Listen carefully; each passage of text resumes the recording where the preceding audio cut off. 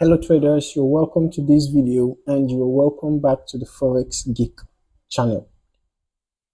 Now, if you are ready to take your Forex game to the next level, then this video is for you. Okay, in this video we are going to be diving into a powerful combination that can help you to make smarter trading decisions. All right, in this video we are going to be looking at a strategy that involves the Bollinger Bands and the average directional index. Okay, so stick around because I will not only explain how each of these indicators work, but I will also show you how to combine them for maximum impact on your trades.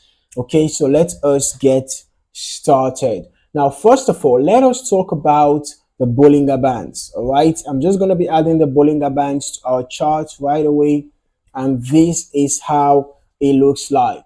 Okay, now the Bollinger Bands is one of the most popular indicators that a lot of traders use. Okay, Bollinger Bands consist of three lines, as we can see right here on the chart: the upper line or the upper band, and then the lower band, and then a moving average in the middle. Now the distance between the upper and the lower bands changes depending on market volatility. For example, in this situation, we can see how far apart the upper band and the lower band were. This was as a result of an increase in volatility. It was high volatility that caused this. However, in this situation, let us look for another example where we had them close to each other. Can we see this example, how very close to each other the Bollinger Band, the upper band and the lower band were? Can you see this? How very close to each other compared to this, right? High volatility caused this, low volatility caused this. All right. Now, when the bands expand, it means that the market is volatile, like what we had here. It often signals potential breakouts. All right. Now, when they contract, on the other hand, it suggests, like in this, situations, right? When you have the Bollinger Bands contracting, it suggests low volatility or consolidation periods. Now, the key takeaway here is that Bollinger Bands help you identify whether a market is likely to break out of a range or stay in consolidation mode. Okay, they are great for pinpointing potential entry and exit points. All right, now let us talk about the average directional index. Let's talk about the ADX indicator. All right, here we go. This is the ADX indicator. Now, the ADX is an indicator that measures the strength of a trend. Okay, the ADX does not tell you the direction of the trend. Okay, it just tells you how strong the trend is. That's all. Right? The higher the ADX value, the stronger the trend. Okay, now for example, if you have the ADX value above 25, better if it is even above 30, then you've got a solid trend. All right, if you have the value below 25, then the market is likely ranging. All right, this makes it an excellent component, that complements this strategy, right? It makes it an excellent complement to the Bollinger Bands. All right, so it adds to the taste of the strategy. While the Bollinger Bands predict the movement of the market, the ADX gives you an insight as to how strong the trend is. For example, let us look at this. Now, mind you, this combination is better suited for a trending market, all right? Because the ADX tells you how strong a trend is. So if you are using it in a ranging market, you might get false signals, all right? Now, we had a sell trend here, right? As we can see, this is a real sell trend, okay? Now, we had the Bollinger Bands give us a signal around here, right?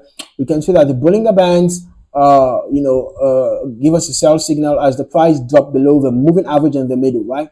And then we see that the price was bouncing off the upper band. Okay, so that was a sell signal, right? And then about that time, we had the ADX rising above the 30 level. So that was giving us a signal that this trend is quite strong. Initially, it jumped above the 25 level, and that 25 level increase coincided with somewhere here, right? And then when the rise was above the 30, The 30 was around this point. So it shows that this would have been a great place to enter a sell. Okay, so after entering a sell here, the ideal place to sell stop loss would have been right above this point, the swing high.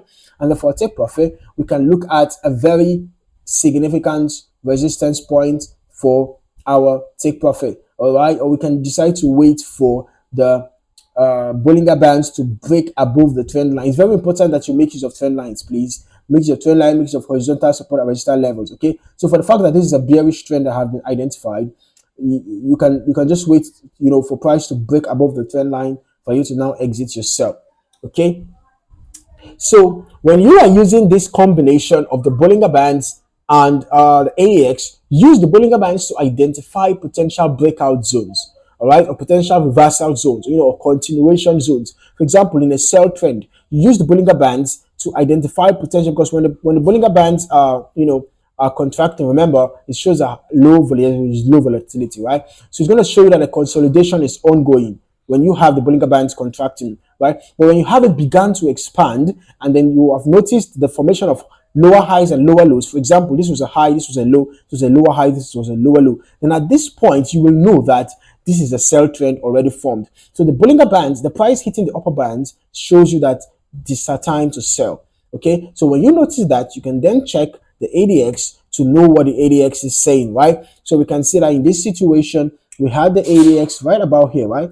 We had the ADX rise. The ADX was already above the 25 level. So it shows that there was a strong trend, right? In as much as above 30 is even more, solidified. Like it solidifies the signal even more, right? But when you have ADX above the 25, it's also a good cue to, go ahead with the trade, right? So we would have considered entering a sell right about here. And then for take profit, we can consider the nearest, very key support zone. Okay. Now, when making use of this strategy, it's also important to take note of risk management. Okay, risk management is necessary for all strategies. Okay, so because there is no strategy that is foolproof, no strategy guarantees profit, no strategy, guarantees that your what do they call it? Your profit are going to be more than your losses. No strategy guarantees that, right?